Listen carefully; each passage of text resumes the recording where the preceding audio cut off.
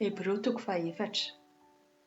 Mbola namela an'Andriamanitra fampanantenana isika fa hiditra ao amin'ny toeram-pitsaharana vao homany ho antsika.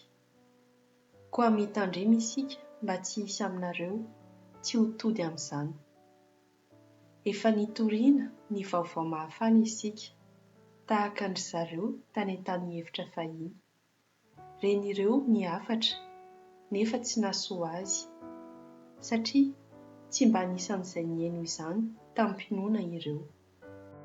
Fa isika mpino kosa dia hiditra any amin'izany toeram-pitsaharana izany araka ny voalazan'Andriamanitra hoe: tezitra aho ka nihanihana hoe tsy hiditra mihitsy ao amin'ny toeram-pitsaharana nomaniko ireo.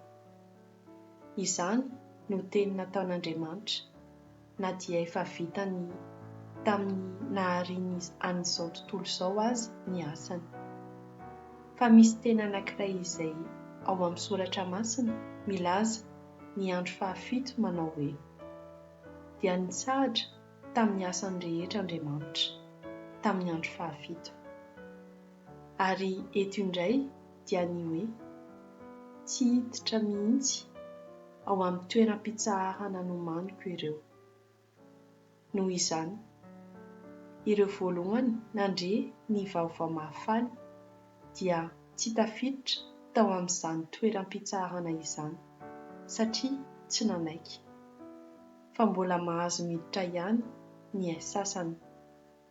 Koa nametra andro anankiray indray Andriamanitra, andro anankiray antsoiny hoe anio.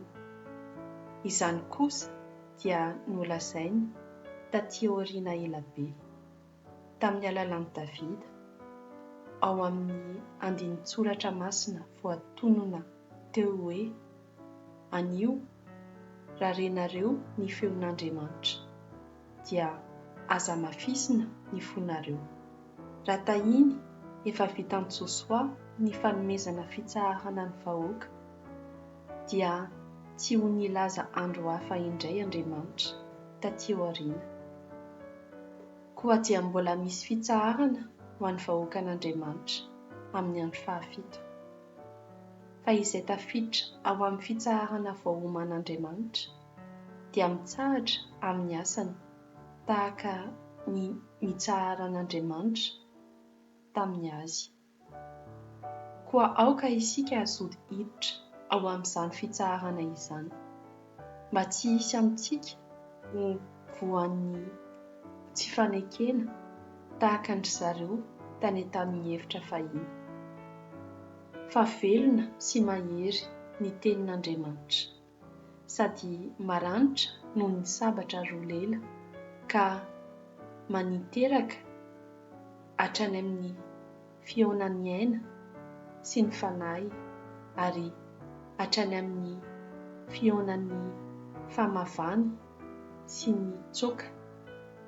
Hainy tsaraina ny eritreritra amampisaina ny fon'ny olona. Tsy misy zava-boary miafina amin'Andriamanitra, fa ny zavatra rehetra dia mianjaanja sy miharihary eo imasony, ary izy no hampamoaka antsika ny amin'izay ataontsika. Aokary ho tanantsika mafy ny finoana efa nekentsika, satria isika manana mpisorona be tsy hanoharana izay lasa namakivaky ny lanitra, dia Jesosy ilay zanak'Andriamanitra. Tsy mba mpisorona be tsy afaka miara-mizaka ny fahalementsika no ananantsika, fa mpisorona be efa nalaim-panahy tamin'ny zavatra rehetra tankatsika ihany saingy tsy mba nanota. Koa aoka isika toky hanantona ny seza fiandrianan'Andriamanitra izay toeram-pahasoavana. Eo no ahazahoantsika famindrapo ary koa ahitantsika fahasoavana ka hanampian'Andriamanitra antsika amin'ny fotoana ilaintsika izany.